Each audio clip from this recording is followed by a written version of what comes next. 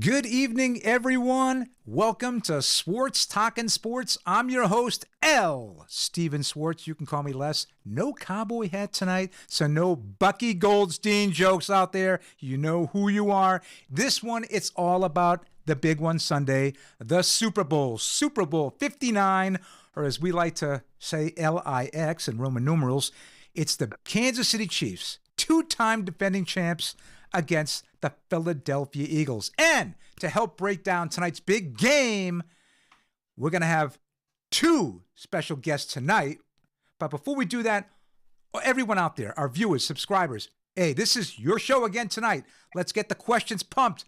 Let's get everything talking about the Super Bowl. We've got polls open. The first one is, who's going to win the game? Chiefs or Eagles? We have another poll later on. You're going to get a kick out of that one. But without further ado, let me bring on... Listen, let me ask the question. What is better than one Al Chester? The answer, two. So tonight, we have my regular co-host, Al Chester Sr., and his son, Al Chester Jr., a quarterback for the A&M Rattlers from 2003 to 2007. So let's bring on the Manchester.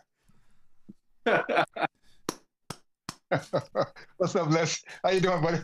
How'd you like that one, huh? My brother from another mother. Welcome. That was good. That was good. Man. Well, hold on. If I'm your brother from another mother, then that must mean I'm Deuce's uncle.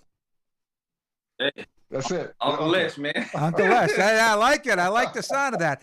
All right, guys, listen. So again, everyone out there, let's throw your questions out there. We got two experts, both quarterbacks. We're going to examine which quarterback's going to have the better day. We'll have, Al Sr. break down maybe Patrick, and we're going to have Deuce or Junior break down Hurts. We'll see. Look at that picture. Talk about a blast from the past. Oh, man. We got some good-looking men on this panel tonight. Yes, we do, ladies and gentlemen. Guys, and then we got some other things, too. When we come back, from a break, listen, big news in the NBA. Probably one of the biggest man-for-man trades that I can remember in recent times, right? I mean, two guys at the height of their prime. I mean, just tremendous ball players being traded for each other. We can talk about that too. But let's talk about the Super Bowl, guys. It's the big one. It's the Chiefs. They're looking to three-peat, the only team in NFL history to ever do it if they accomplish this feat. I hope not. Sorry, although I do have the Chiefs in a bet. So if the Chiefs win, I win some money. But I'd gladly lose my money and have Philly win. Let's look at this thing. First of all, guys, Senior, let's go to you first, okay? Last week, Chiefs in a battle against the Bills. I mean, 2 weeks ago, because it was a 2-week break.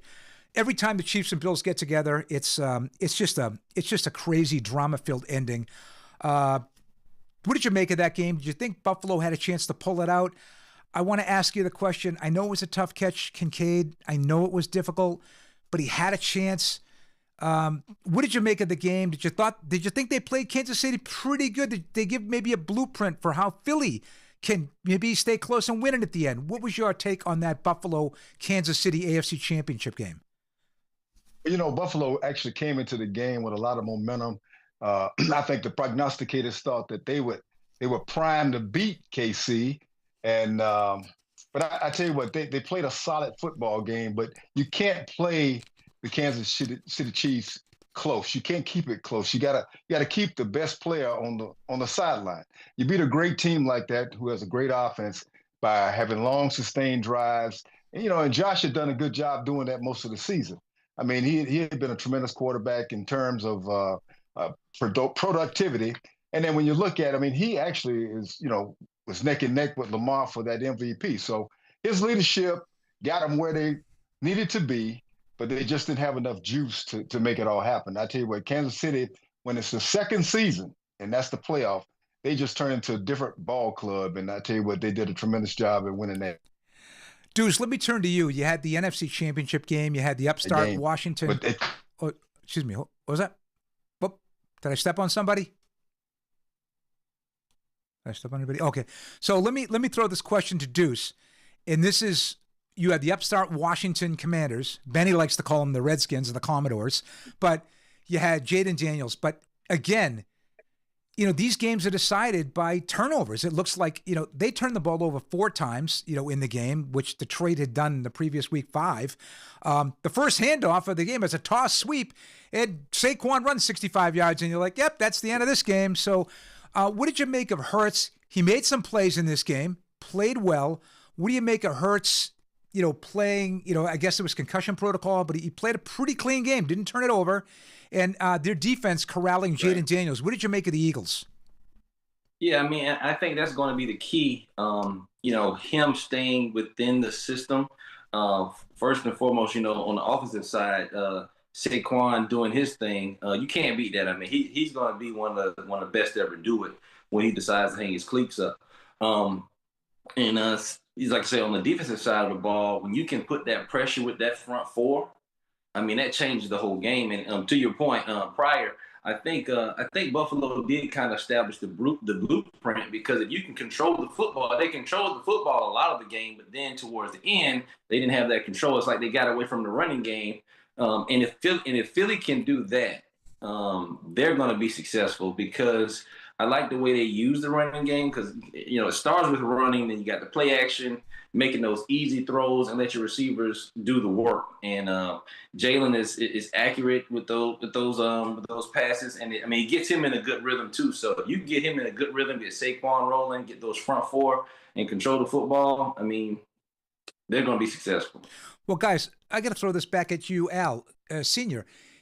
Buffalo's come so close 3 years in a row, right? And I look at Buffalo and Philadelphia.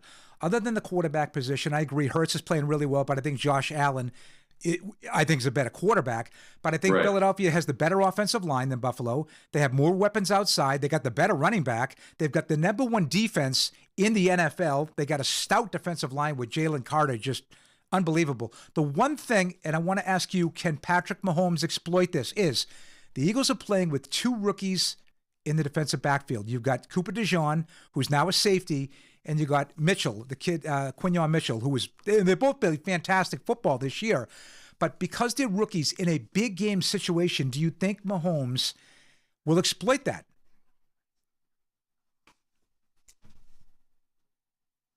Well, I tell you what, those guys, those young guys have been playing lights out all season. So I don't think that's going to even be an issue. I think being in the big dance, that great contest is where you want to be.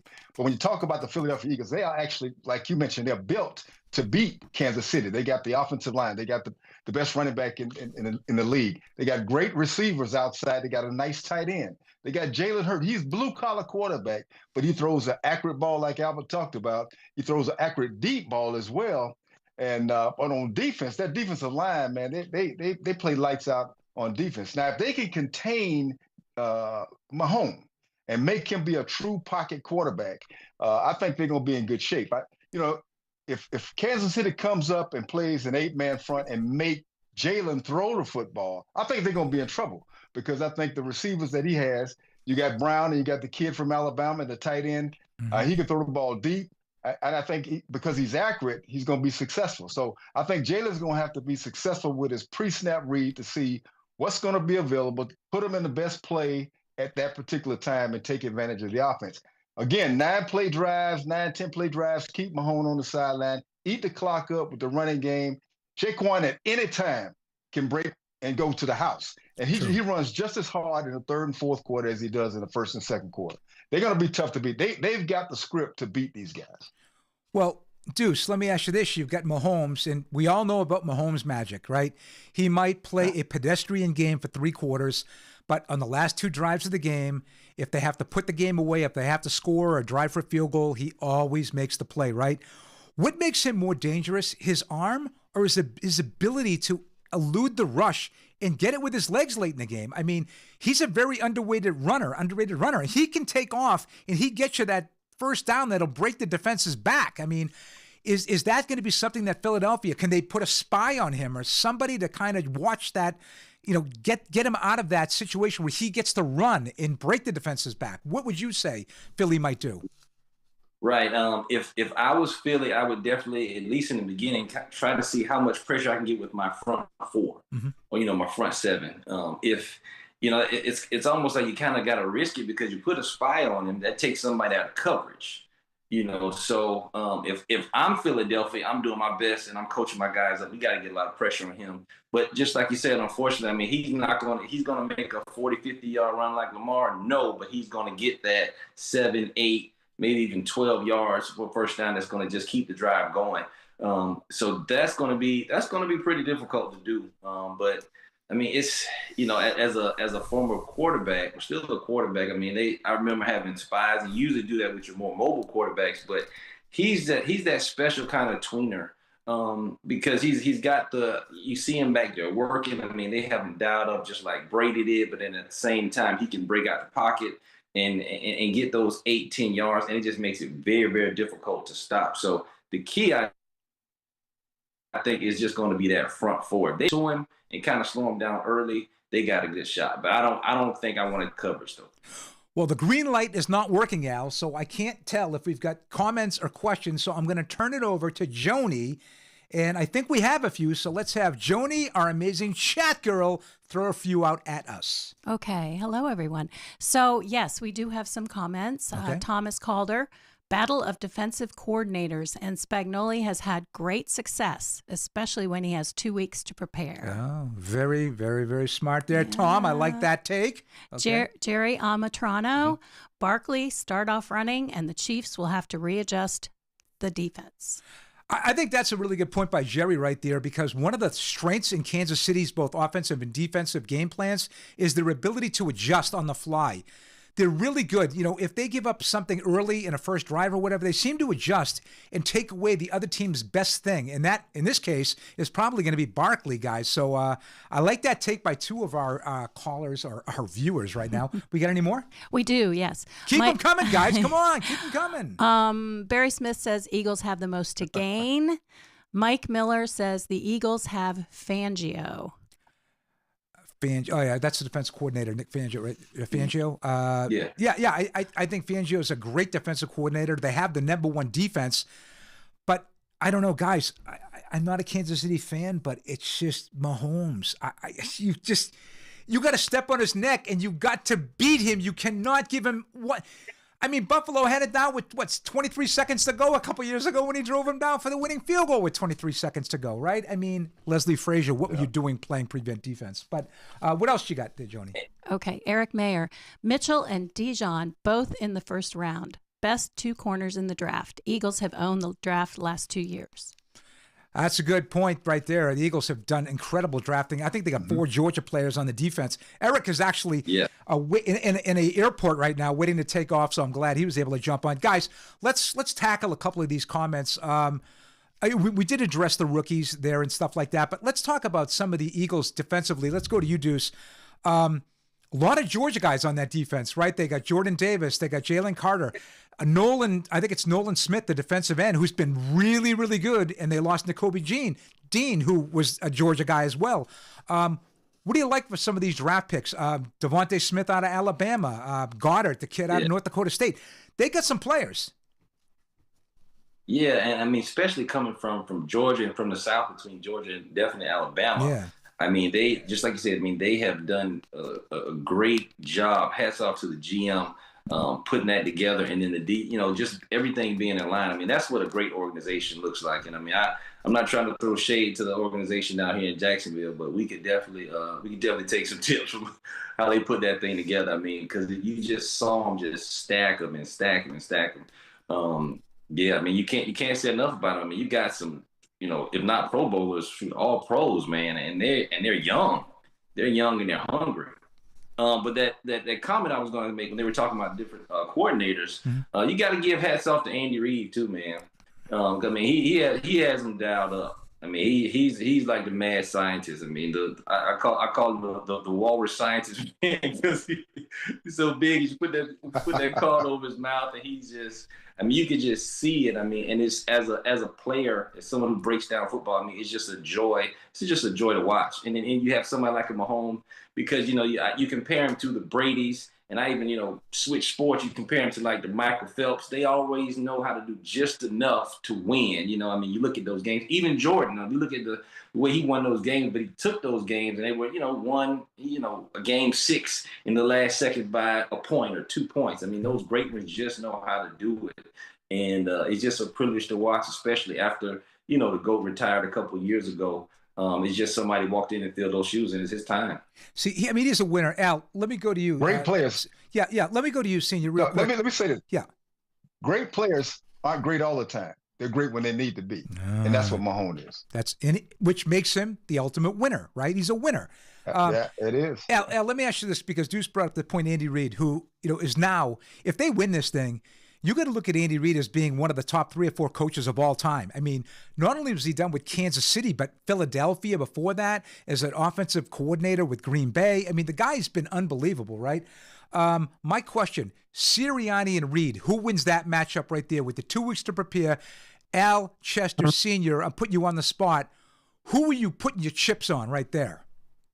I'm with Andy Reid, man. Yeah. I'm going with the old GOAT, man. I tell you what, he gets it done. When he has that kind of time to prepare and put his install his offense for the Super Bowl, I mean, I don't think there's a guy can do it any better than the way he's doing it. And then when you got Mahomes, who, one of the things we talked about him moving around and scrambling, he doesn't have to take it to the house like my man down in Baltimore, but 10 yards gives you a fresh set of downs. And the thing that he does so well, he always has his eyes downfield, and he can make all those crazy throws, and that's all you need. And then all of a sudden, somebody's gonna pop up, and he'll make a big play. But Andy Reid is the GOAT, man, when it comes to coaches preparing for the great contest, hands down. Yeah, I can't disagree with that. Joni, do we have any more comments? Just throwing it out there. We do. We do? Okay. We do. Well, let's go ahead. Let's ring them up. Barry Smith, a 4-man box won't be enough pressure on Patrick. Well, I think to Deuce's point, they're going to give it. They don't want to blitz. They do not want to blitz Mahomes, and they don't want to pass contained lanes and let him run, because if he does, he's going to eat him up. Okay. Phone just dropped. What do we got here?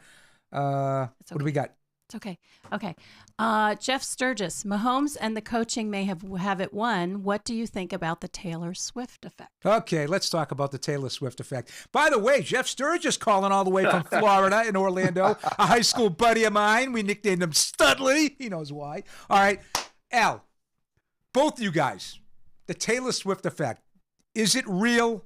We know, listen, I'm going to throw over under 8, that the TV camera is going to pan to her at least 8 times. I'm saying it's over. I think every time Travis Kelce does anything, they're going to go right to Taylor Swift. But what do you think? What do you think about the Taylor Swift effect? I want to ask you guys, seriously.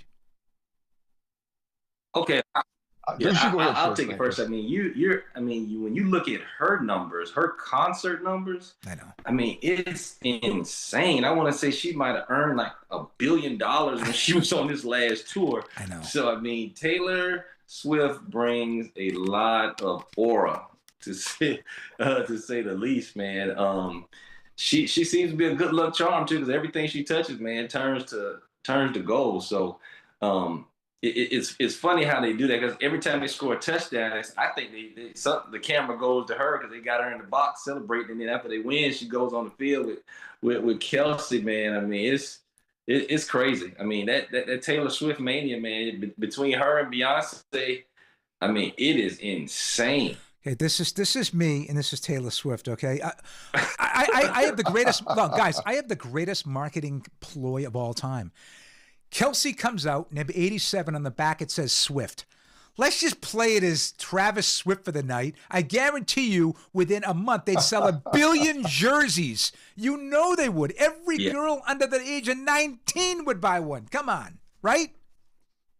But what you're talking about is marketing, NFL marketing. They love the whole Taylor Swift piece because it means dollars. It means viewership. And that's what it's all about for the National Football League. And I don't think they mind throwing that camera up there on her because of what Deuce just said. I mean, she's got a boatload of folks that are following her, and it's her time. And it's just so happens she's dating Kelce.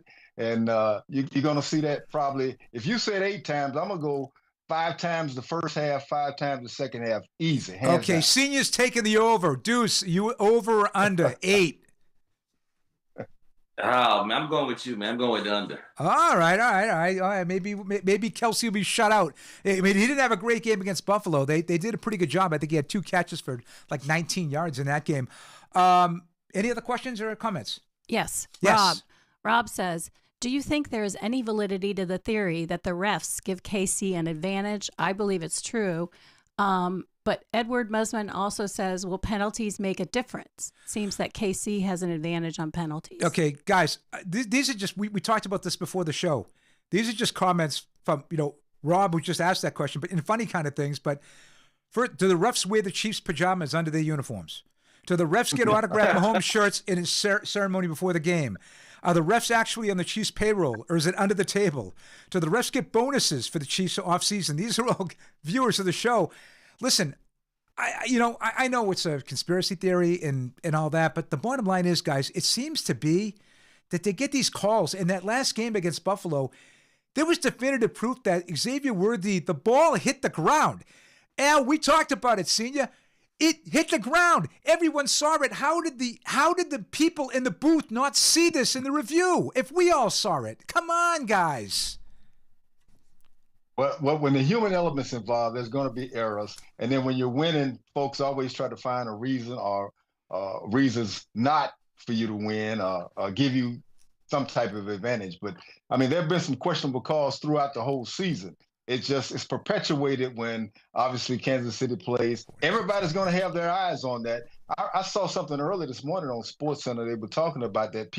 The commissioner addressed that, and he said it's crazy for folks to even think that we're trying to do that. It's not that type of game. Of course he's going to say that, Al. Of course he's going to say that. Yeah, but it gives the appearance sometime. But as long as the human element's involved, there are going to be errors made with calls, and it is what it is. I mean, you got to call it like it is because it's not going to change anything. That's true. Well, the polls closed, so it looks like 60% of our viewers are going with the Philadelphia Eagles to win the Super Bowl and snap the Chiefs' stranglehold on this thing. I hope to heck the Eagles win this game, because if I have to listen to Mahomes and Reed and Kelce and Jones and Hollywood and oh my God. But so guys, real quick, I want to throw it to both of you guys before we go to a break real quick, and then we'll get our picks on the game. There's always going to be players that are not the superstars on the team. We all know Mahomes, what he can do. We know Kelsey. We know the guys. But there's always a couple of guys that are under the radar that make big plays. And I picked out a couple. I want to get your take on it. Tony's going to run some video on this too. For Philadelphia, we all know Devontae Smith and A.J. Brown. They're the number one go-to guys on the wideouts. But Dallas Goedert could have a really big game. He's a solid tight end. I think he's a better pass-catching tight end than Kincaid. And the kid's a beast. When he catches the football, he's a yards after the catch guy. And I don't know if Tony's going to... We got a great view of this thing. I mean, he's trucking people, guys. I mean, he's trucking people. And that was against Green Bay, a pretty good defense. Okay? Your thoughts on Goddard's ability to have a big game against Kansas City? I think he will, just like you said, because you got a lot. That's a mismatch. I mean, his agility, his speed, his quickness against a linebacker. I mean, I'll take that all day. I mean, and that a lot of times that's the separator when you do have a mismatch. And he showed it in the postseason. He showed it throughout the season. I think he could have, if he has 7-8 catches, they win the game. Yeah. They win the game because just like you say, he's a yak guy. So, he'll take that, we just saw him take that 5-yard out and take it, 25 yards. That's major. So that would be very, very big. And that's just one of the guys that under the radar. The other guy I'm going to look at from the Chiefs standpoint is we all know the defensive line. Well, I want to go to you on this one. Chris Jones is, gets all the accolades and he's fantastic. But you got a kid who's his third year out of Purdue, George Karlaftis, a defensive end, who's got 3 sacks in the playoffs this year. He's got 24 and a half in his 3-year career, off to a great start, number 56, off the edge. He's a mismatch. I'm telling you, the kid is really good. He's got a high motor. You look at him chasing down, I believe it was Josh Allen. Was it last week? I can't see that. Was it Allen? I mean, unbelievable motor on this kid. I mean, look at him. And he's quick. He's quick. Oh, that was against C.J. Stroud in Houston. What do you think about him? He's got young legs. He's a young gun. They may try to, they may try to double Jones, and if they do, that's going to be a mistake. That pass rush is going to be significant, and he's a young gun who can make some plays happen. When you talk about unseen, unforeseen heroes, there are 3 phases to the game: offense, defense, and special teams. You cannot erase special teams. I mean, you got to watch these place kickers, the field goals. Everything is going to be so important in this contest because there's no tomorrow. One and done, but I like the young guy outside to be an effective pass rusher and give Jalen some trouble if they try to do it. Now, if they get too aggressive, you can watch for them to do some things with that aggressive, with screen passes and the quick passes to the tight end. Albert talked about the tight end. If they come up and play an 8-man front on these guys and make Jalen be a true pocket quarterback, the easiest throw is to the tight end. You hit that guy, and he's a tight end / wide receiver because he's a yak guy. He can get those yards after the catch, and then you got those guys outside who can go uptown. And Jalen throws a nice deep ball. He throws one of the better accurate deep balls in the league. Good observation on that one. Now, I'm going to get your picks too. By the way, in the house tonight for the first time, Steve Stefano, big fan, big Philly guy, actually wrote a book on one of the, I think it was the Steve, you're going to have to comment on this thing. I don't have the book with me right now, but I want to promote it. He's a Philly guy, wrote a great book on what it was like in the 60s and how the Phillies blew their huge lead in the playoffs. Dick Allen, you guys remember Dickie Allen. So, Steve, if you got a chance on the comment section, throw up what the name of your book is because you Philly fans, you want to check it out. I read it. It's a great read. All right, guys, before we go to our first break, let's do it. It's a 1.5 point favorite, Kansas City, to repeat. Let's go to Deuce first. Let's go to Junior. I want to get who's going to win. I want the score and who's going to be the MVP. Man, I'm going to say I'm going to go with the Eagles. I'm going to say 27-24. And the MVP is going to be, I'm going to go with Saquon. Saquon is going to be the MVP. You know something? I really hope that this really happens, and I hope you're Nostradamus on this one because it would make me very happy. All right, Senior, who's going to win the game? What's the score, and who's going to be the MVP? MVP. Well, I tell you what, both teams are motivated. Philly's pissed because they lost to these guys a couple of years ago. Mahomes and those Kansas City Chiefs, they want that three-peat deal. So it's going to be a dogfight. But I think that Philly is built to beat these guys. I think that Philly will be a little more motivated for all the reasons we already discussed. I think that they can control the football. I like 35-28, and I like Barkley to be the MVP as well. Boy, look at that. The Manchester, they both picked Barkley to be the MVP. I hope he's right. All right, guys, now I'm going to break my own heart. I got Kansas City winning this thing 34-31. I just do. I see it as a close game. I think Barkley will get his yards. I do. But I think at the end, Mahomes is going to drive him down the field. And they got the field goal kicker who's got a leg and he's got range. He's going to boot about a 48-yarder. He's going to win the game with seconds to go. And Kansas City is going to three-peat for the first time in NFL history. Oh, my God, I hope I'm wrong. By the way, real quick, Steve, I was just talking about, the name of the book is called Almost Perfect, the 1964 season of the Philadelphia Phillies. It's a great read. Anybody that's a Philadelphia fan, check it out. It's awesome. I'll have it with me on the next show. Well, we also got a quick question from Bob Lobel, one of our former guests, former newscaster from WBZ. Bob's in the house too. We have any more comments? We have a lot of comments. We have a lot of comments. We have a lot of comments. All right, let's to just read them all. Yeah, because some of them are really good. Let's do it. Matt Dunn. Barkley has to be licking his chops after watching how well Buffalo ran against Kansas City last week. Good call, Matt. If Hurts doesn't turn the ball over, Philly wins. I like that take. I can see that. Okay. Yeah. And let's see. Rob says, good point, Matt. I think Saquon can control the game and keep Mahomes and Kelsey Swift off the field. Kelsey, I love it, Rob. It's 8:30. You're still up. I'm excited. Okay, what else we got here? Okay, let's see.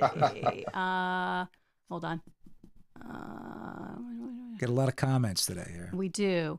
Oh, Eric Mayer. This is the best sports talk show on the net right now, folks. People have no idea what they're missing. Did you see this? You guys see this? Yeah, I mean, we're the best sports talk show on the net. And Eric is in an airport saying that. So, Eric, we appreciate it.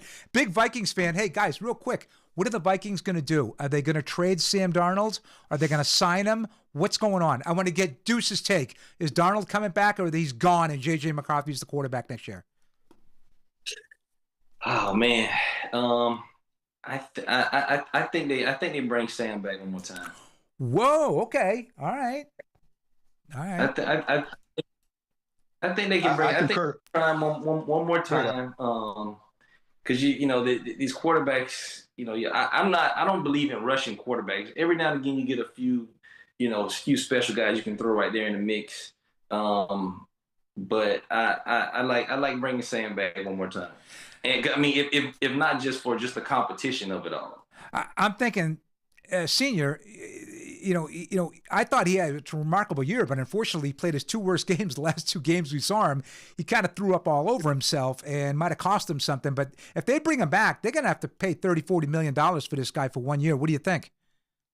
Ooh. Well, I tell you what, I think from an organizational standpoint, it might be smart. I don't think McCarthy has proven that he can carry the load by himself. And in today's league, you need actually two quarterbacks. Sam Darnold is a good stopgap, if you will. I don't know how many people are actually going to be looking for a guy like that and want to pay him that type of money. Sam might get a better deal staying right there where he is. I don't know if they're going to have to give him 30 or 40 million, but I think that as an organization, if I'm the GM, he played well enough, and yeah, he laid an egg those last two games. I'm going to get that guy back because I'm not sold on McCarthy there. He had a couple of good preseason throws, preseason games, but he wasn't like off the chart or anything. It wasn't like he was wowing anybody. I mean, I said that when he was coming out of college. So he still has to prove he can play in this league. Well, I want to get your take on something too, real quick, guys. And we just hit the 30-minute mark, and we're going to go to commercial break in a couple minutes, real quick, and then we'll have some more comments when we get back. But the coaching carousel, I think there's one job open, but some interesting positions have been filled. You got the Raiders getting Pete Carroll, a 70-plus-year-old Pete Carroll who did great things. I mean, he's been a hell of a coach wherever he's been. I mean, he got the Patriots to the playoffs a couple times. USC, was a juggernaut when he was there. Won a Super Bowl with Seattle. Got the three of them, I think, with Seattle. He's with the Raiders.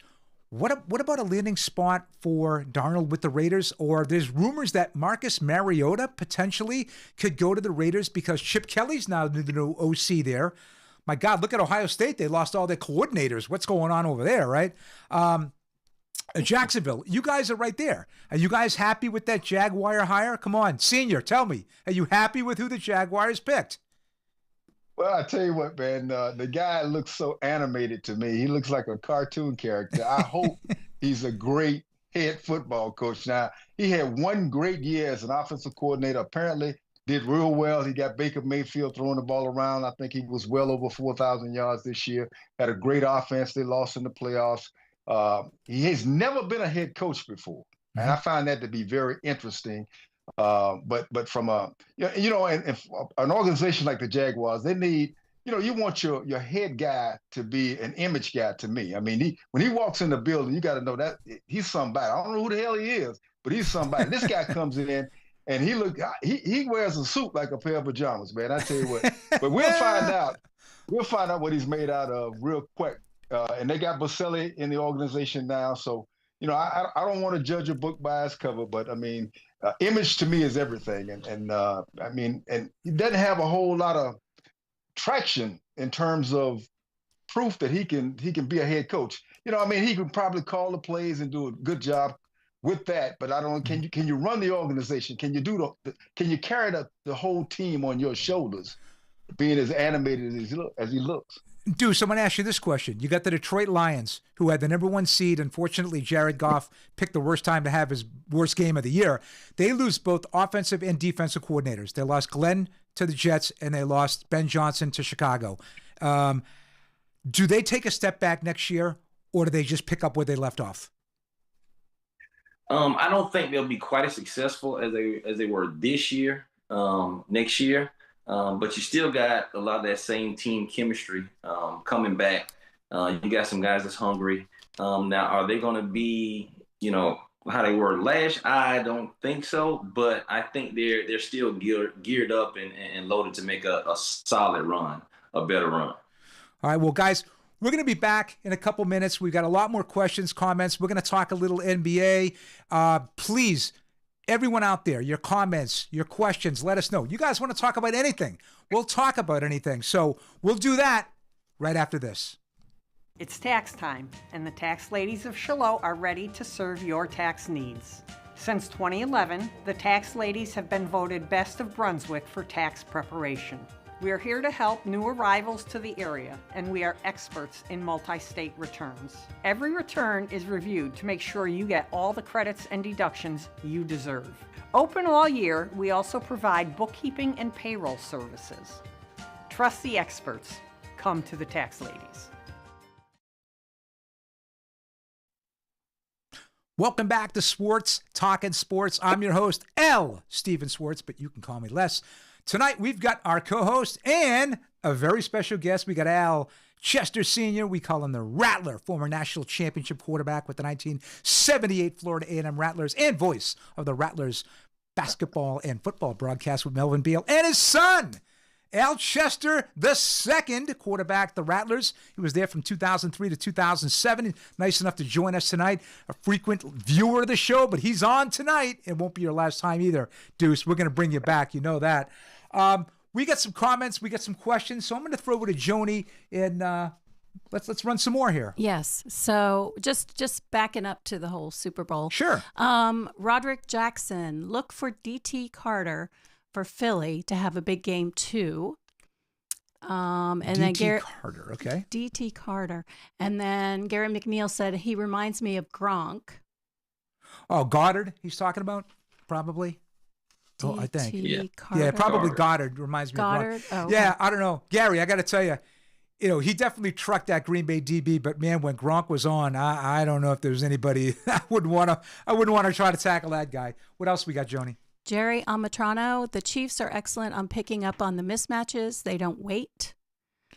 That's true. The Chiefs do. I'm telling you, it's Andy Reid's coaching, guys. We talked about it. Yeah. We talked about Spagnuolo. We talked about Reid. Two.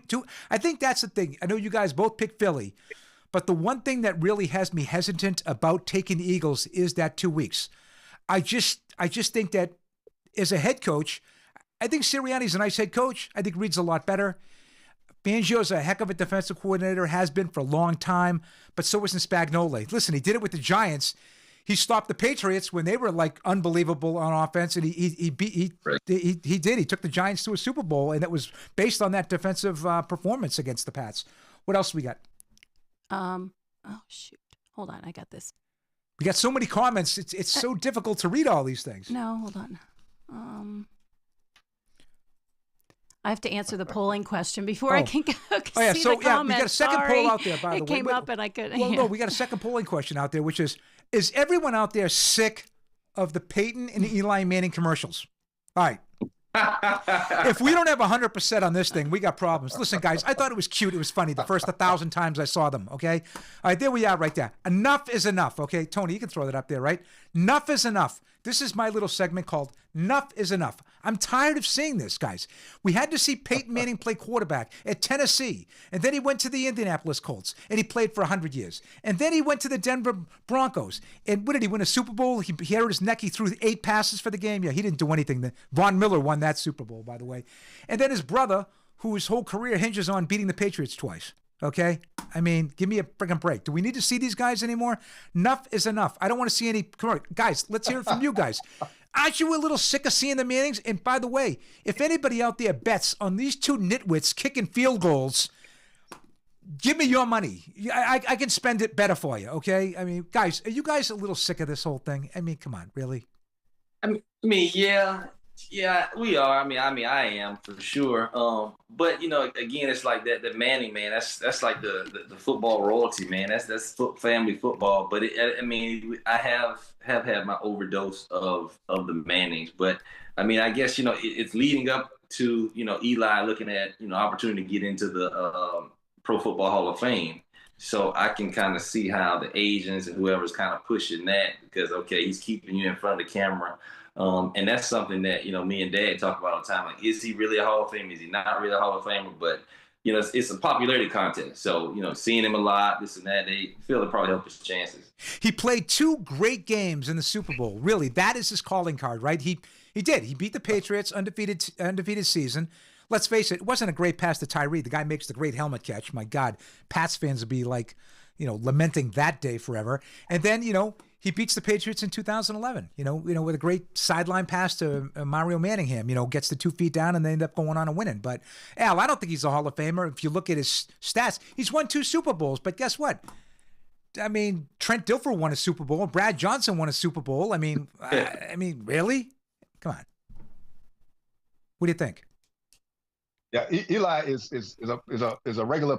He's a pedestrian type quarterback that had some success, won 2 Super Bowls. But like Albert said, that Manning family is royalty, and like you, Les, and Albert, and probably a million other folks, they OD us on them in every aspect of the game, whether it be a commercial, or whether the commentary doing the Monday Night Football games, and of course the Super Bowl week. I mean, they coach the Pro Bowl team. I mean, we getting OD'd on them, but they're Mannings and they're Eli. Eli is poised to probably be a first ballot Hall of Fame. I think it's going to happen, Les. In the way we look at it, pedestrian or not, because he had success, and it's going to probably happen for him. Guys, I beat this drum for as long as I can. The people out there that actually know me personally know this about me, is that the Hall of Fame is interesting. Is it based on stats? Is it based on eye test? Is it based on you winning? How in the world that L.C. Greenwood is not in the Hall of Fame is the biggest omission to me of any Hall of Fame. The guy was in the all-70s team, all-decade team. He led the Super Bowls in sacks for I don't know how many years. He played in the biggest games, made the biggest plays. And the fact that there's a lot of Pittsburgh Steelers on that team that got in, I don't care. The guy was a tremendous football player. Carl Eller was a good ball player, okay? He was better than Carl Eller. Dan Hampton was a nice player with the Bears. Yeah, he played in the 46 defense. He had a couple good years. He ain't no L.C. Greenwood. I'm sorry. He's not. L.C. Greenwood is the biggest omission, and the fact now that's sad is he's dead now. He passed away a few years ago. And now, if he ever gets in, it's not going to be him accepting that award. That really pisses me off. Okay, another enough is enough, guys. You know who I'm sick of? Kelce. I'm sick of Jason Kelce. I'm sick of Travis Kelce. if I have to see Jason Kelsey doing a commercial in his bathrobe in front of a freaking crackling fireplace trying to look sexy, I'm going to throw up all over myself. Ask Joni. I was going to break the TV the other night. I couldn't deal with this. I'm like, do it with your wife. Seriously, he's getting more airtime and he's more visible now than he was in his entire playing career as a center with the Philadelphia Eagles. Are we sick of the Kelsey and the whole Taylor Swift thing? I understand the NFL wants to do it marketing. It's money. The NFL is all about making dollars. I get it. But are we kind of up to here with this whole thing? Isn't it enough? Isn't enough is enough, guys? I mean, I can concur, but I may be a little biased, man, because I remember, back then we did shotgun in under center or whatever, but I always have a special place in my heart for the centers, man. That was my riding buddy, you know what I mean? We might go get something to eat, might go get some chicken wings, something like that, So me and my centers, I mean, we still talk to this day. So when I kind of see it, I kind of laugh. But to your point, I mean, it's like, it's so many other football players. There's so many other ways and so many other people can do these commercials, but they just like having the same people over and over and over. That's what I'm saying, guys. Yeah. I think it's fine if you want to do a commercial, that's one thing, but you're going to hawk every single product known to man. I mean, seriously, if he hawks any kind of beer, I'm not drinking that beer. I'm not drinking it. I'm not doing it. Well, listen, I'm gonna tell you now. I'm gonna tell you, we don't get as much of those two as we get of the Manning boys now, because he just retired, and like I was saying, centers normally don't get that kind of play. I mean, nobody even knew who he was until the soup commercial, when him and his mom and his brother did the soup commercial a couple of years ago when they went to the Super Bowl. But I mean, he's making that cheese, man. It's all about marketing for everybody in the National Football League. You got two brothers again that they profile it in a big way. And it is what it is, Coach. I mean, they find ways to make money. He's riding the coattails of Mrs. Travis Swift. God, I said it, okay? I said it. Joni, we got any comments out there? We do. Anybody have anything to say about this? Like, the enough is enough? Like, come on, guys. Oh, yeah. Wake up, everybody. It's only, what time is it? It's only 8:45. Rob's probably went to bed 5 minutes ago. Go ahead. Okay, so Tom Calder says Hines Ward is also a huge omission from the Hall of Fame. Interesting. He had a great career with Pittsburgh. God, I remember when he was a quarterback at Georgia. How crazy is that? Right. What do you guys think about that? You guys think Hines Ward should be in the Hall of Fame? So I'll start off like whenever I coach and I coach receivers, I always tell them look at a couple receivers and study them. I love the way Hines Ward played. I mean, he was super aggressive. I mean, made the tough catch. Of course, very athletic. Obviously, worked very hard. He's one of my favorite unsung heroes or unsung great wide receivers. I was talking to a buddy of mine about a couple of months ago, Lito Shepherd, and we were talking about, what's the criteria for the Hall of Fame? Because you have, if you look at numbers, I mean, Lynn Swann doesn't have the numbers that, Michael Irvin has. I mean, but you have to keep it in relation to the time. So there you go. To the point, it's kind of like, okay, so how many Pro Bowls did this person have? I think you should have a minimum of probably 5 to 6. And then how many All Pros do you have? I think you shouldn't have any less than 3. And then, you get a couple bonuses for, Super Bowl victories. And then also like when you have an all-decade team. And then you look at, to me, the numbers. But you would have to just kind of see where you are in relation to the time. And unfortunately, that works against somebody like a Fred Taylor.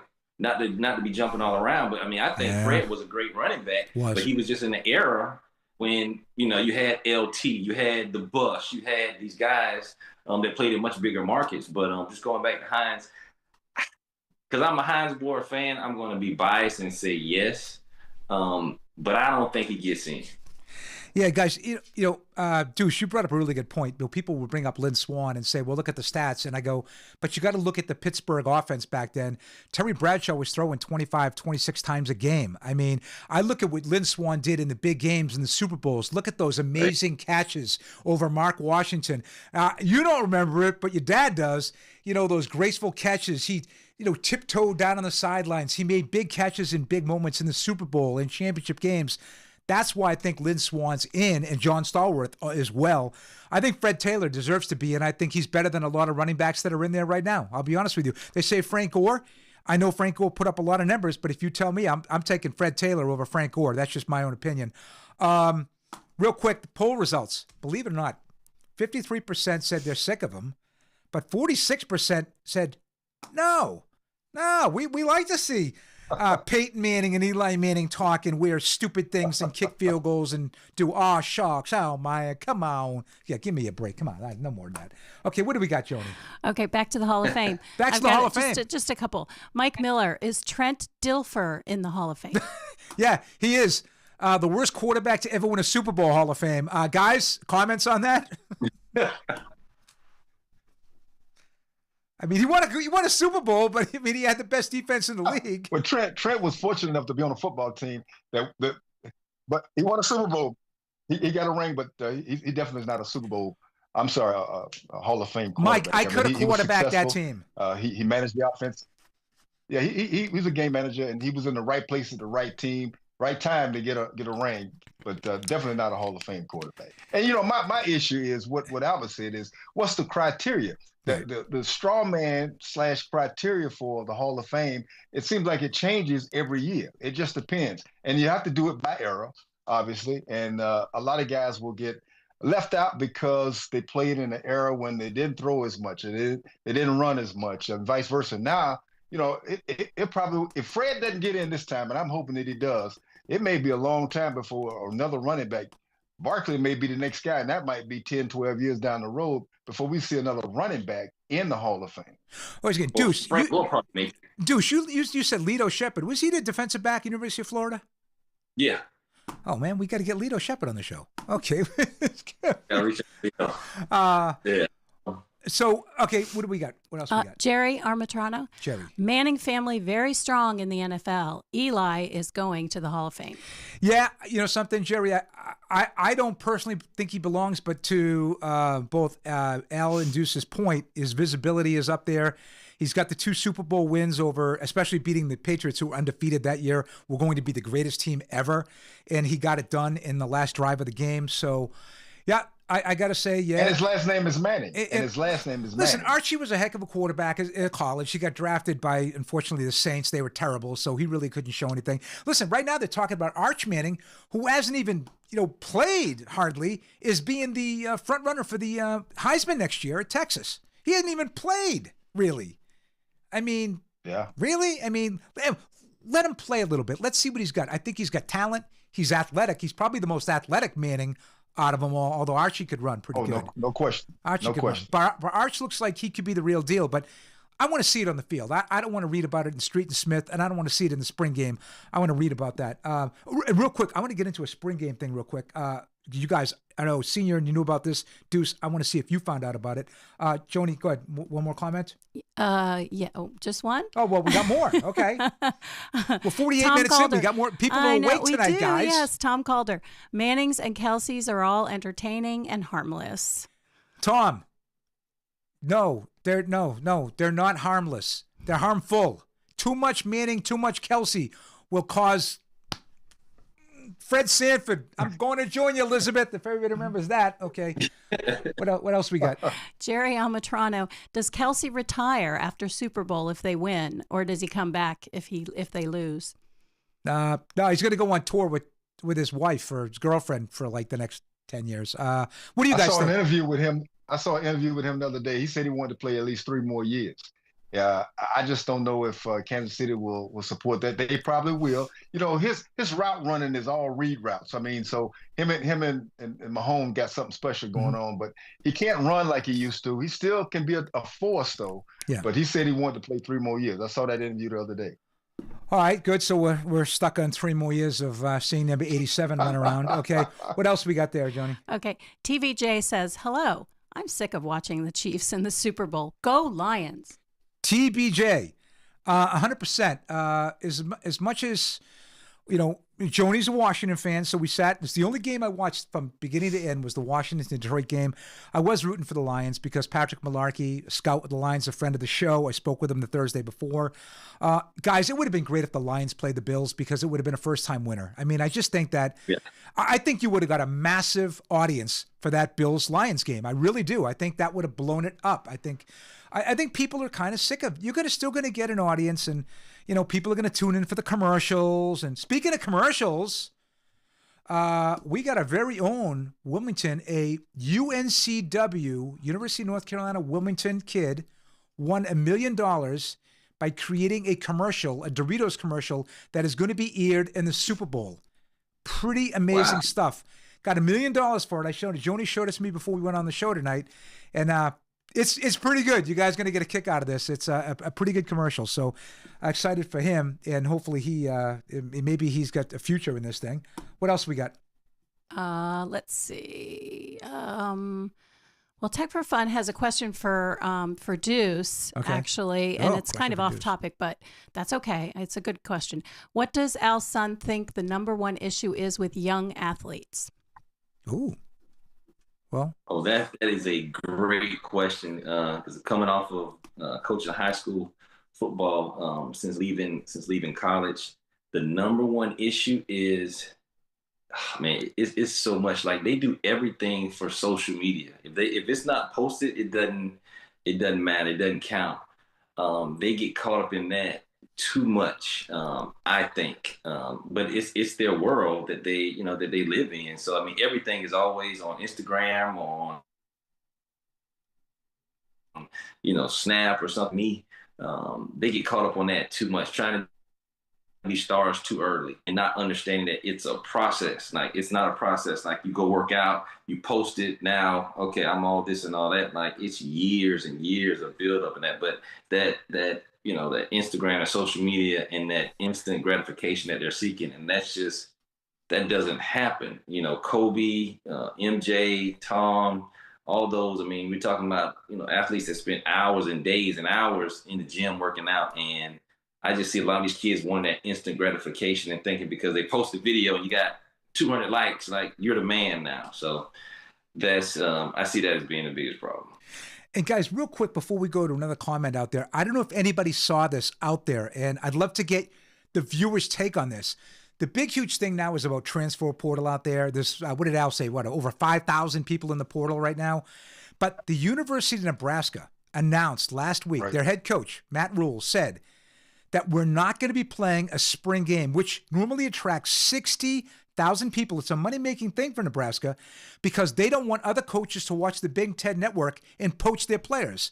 Basically saying, well, the second stringers are in, this guy looks good, I'm going to go grab him.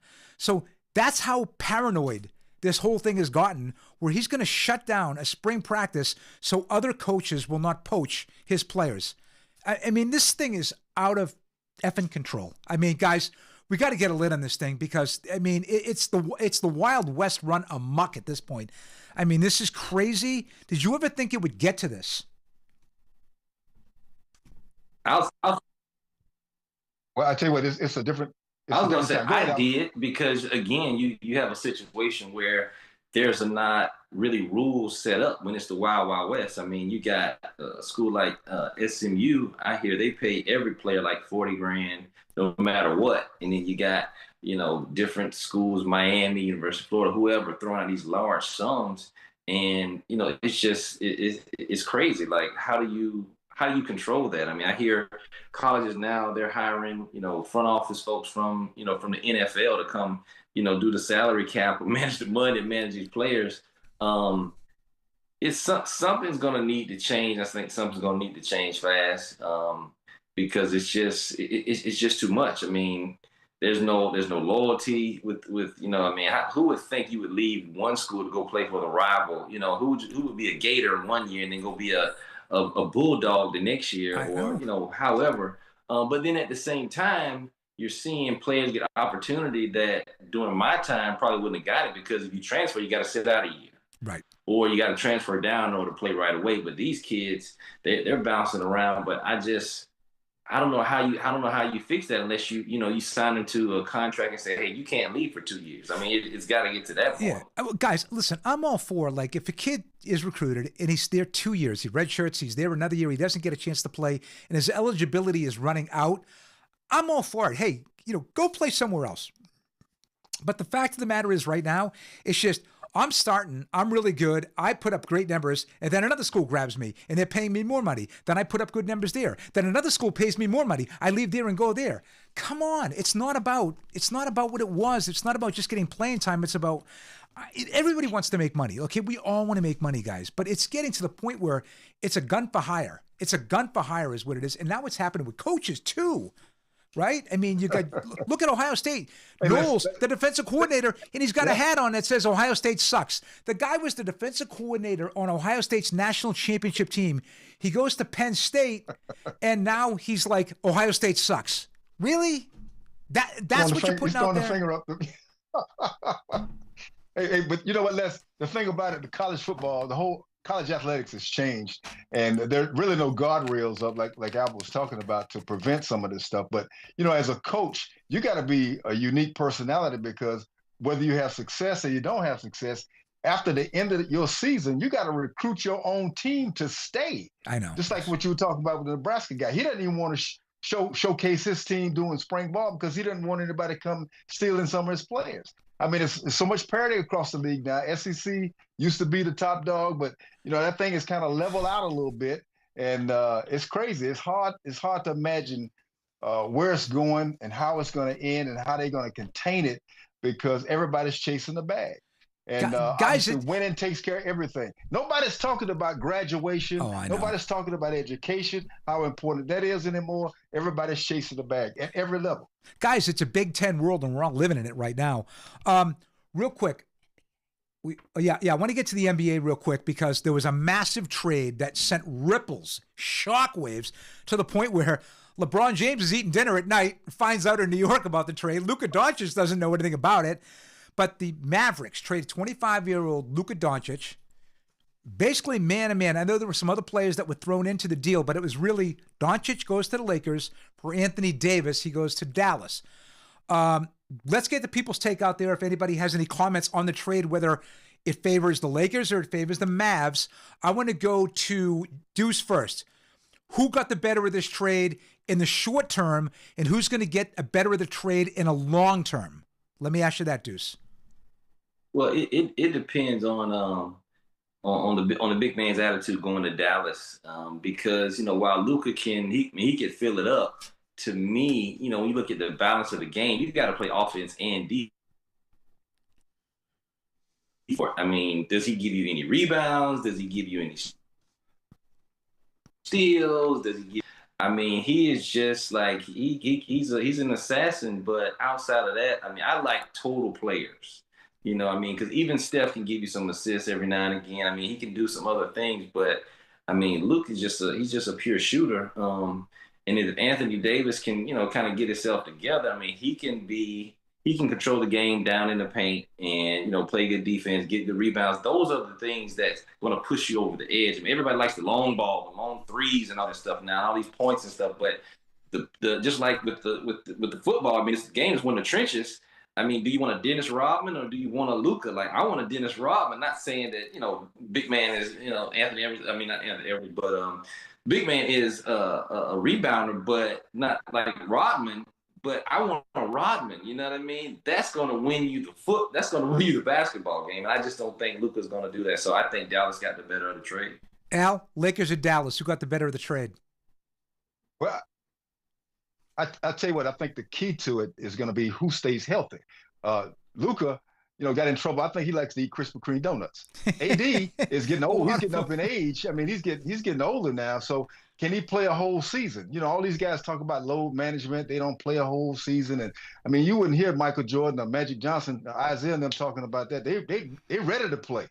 So the answer is going to be who can stay healthy, and then the support you got around that team. I see Luka actually being a compliment to somebody like LeBron. That might add 2 or 3 more years on LeBron's career, but he's going to knock down 40, but he ain't going to play no defense. And he's going to eat his Krispy Kreme donuts. You got AD, you know, AD, when he's on, he's really on. And I mean, a true center. But the game has changed where it's not really a true center game anymore. And so it depends on how they all implement the talent of each two. But I'm going to reserve my answer to wait and see who can stay healthy and how they finish up. Well, they've both been hurt. lately. Luka actually played 73 games last year, but he's had a calf problem. Hasn't played since Christmas. Anthony Davis, when he's healthy, he was a defensive player of the year. He's a shot blocker. He's a rim protector. He can dominate. When he's on, he can get you 35, 40 points and 15 boards. I mean, he can do it. To your point, Luka is a scoring machine, but he's a sieve on defense. I mean, the guy cannot cover me, and I'm a 61-year-old, 5'9" wannabe point guard, and I'm telling you, I'm quicker and in better shape than Luka Doncic is, and I'll put my money on that, especially with our boy, Mr. Parker, training me. I'm in better shape than Luka Doncic. I think that Dallas gets the better of this deal. I'm curious to see how he's going to play with LeBron, and it's going to come down to the pick and roll. How is Anthony Davis going to play with Kyrie, right? Because Kyrie can be difficult to play with. He seemed to like Doncic, but I think he gets more shots with Anthony Davis on the court than Luka Doncic. Do we have any comments on that at all, Joni? We do. Okay. Yes. Okay.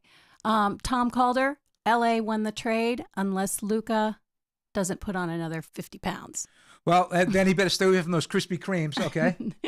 Gary McNeil, Luka can play both guard positions, point guard and shooting guard.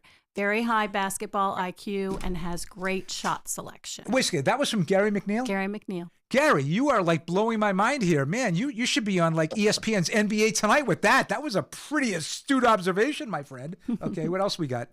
Tom Calder, Luka cannot play defense. That's obvious. He also says these guys never play a whole season. Oh, by the way, Tom, he never went to Rutgers either. That's another downer. Yeah, go ahead. Gary McNeil, and now he will be playing with Austin Reeves.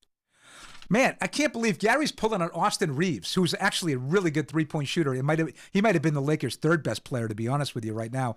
I still think the Lakers are going nowhere once playoff time comes because, guys, it's all show in the regular season. But once the playoffs start, it becomes a grind. Guys start guarding, they start D'ing up, they start boxing out, they start rebounding, and I think that's going to affect it. I think the Lakers can hang in tough 7-game series. I think that the Nuggets can beat them down. I think OKC is definitely going to beat him down, and I think Minnesota can beat him down. Real quick question. I'm just going to throw something about the NBA. What else we got? Wait, we have more.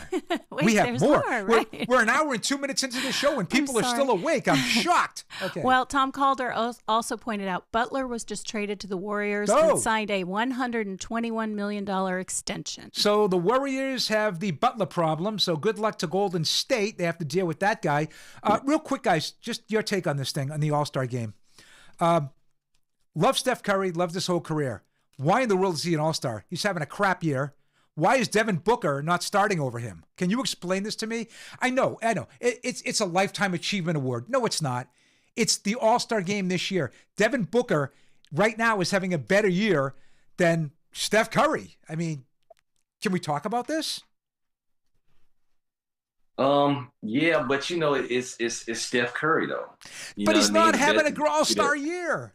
Hey, I mean, it's kind of like, Eli going into the Hall of Fame in a sense. I mean, you just got, God, people that's just going to be fan faves. I mean, you got the analysts like yourself, the people who really study the game, but then you got the fans who are doing a lot of the voting. And who do they want to see? They want to see, Chef Curry. They want to see him do his thing. But I agree. I mean, that's the world we're living in. Listen, Al, I think Steph's when it comes the best. down to that game, any all-time, it's going to be the popular player. No, yeah. I get it. I do get it, but there were so many snubs this year because so many guys were deserving of an all-star spot. I think they ought to just jack the rosters up. Okay, Tony's giving me the wrap-up sign here. All right, listen, I want to first of all thank everyone who's been hanging with us in asking the questions and the awesome comments. Thank you. We had a lot of first-time people there tonight. I want to thank them for tuning in. Again, usually every other Wednesday, but we're going to be on next week. I want to promote next week's show. We're going to be on with Jack Connolly, all Ivy guard, 2 years in a row. We're going to hopefully follow Jack's journey as he tries to get to the NFL. We're gonna find out how the Gridiron Classic was a couple weeks ago. He was in Dallas for that. See what's going on with training, agents, any teams contacting him, any teams he's looking at. So we're gonna get the word in from Jack. We'll have a great show. Hopefully not definitively, but we might have a Florida A&M cornerback as well next week. We're going to do our best to get 2 players in here. Not sure we can.